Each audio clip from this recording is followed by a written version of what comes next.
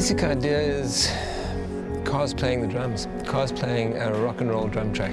And it literally is happening. The initial challenge was just figuring out how the wheel would trigger a drum. The car had to be very close to the drum. It had to trigger the drum very precisely. Then once we'd done the math, which was the biggest struggle, we designed this whole pedal mechanism that works from a pressure-activated switch, which runs a actuator in here, which pulls the pedal. Then it became obvious that the placement of the drums was a mathematical thing. But it literally broke down into fractions of a second.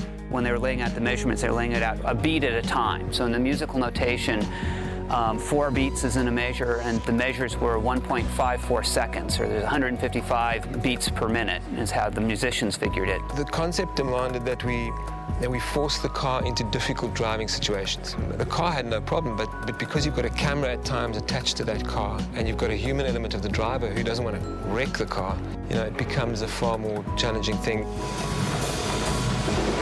Any mistake you make is devastating. You're going to wreck things, you're going to cost time. It was pretty amazing to me. It was the case that the car was precise enough and the driver was good enough. The handling of the IS, the engineering that went behind it's all about precision. The F-Sport package is all new for 2011. The great thing about it is the engineers that tuned the LFA supercar actually had a hand in tuning the suspension characteristics of this car. So there's a real trickle-down effect from our supercar to the car that you can buy on the showroom floor. So here's the piece of music.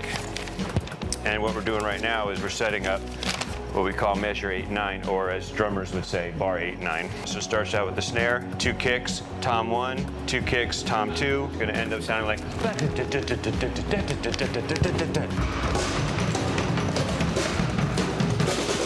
Pretty much everyone knows when he gets it, because you can actually hear the sound of the drums playing in time. It sounds fantastic, it's groovy, you can dance to it. I'm not a musician.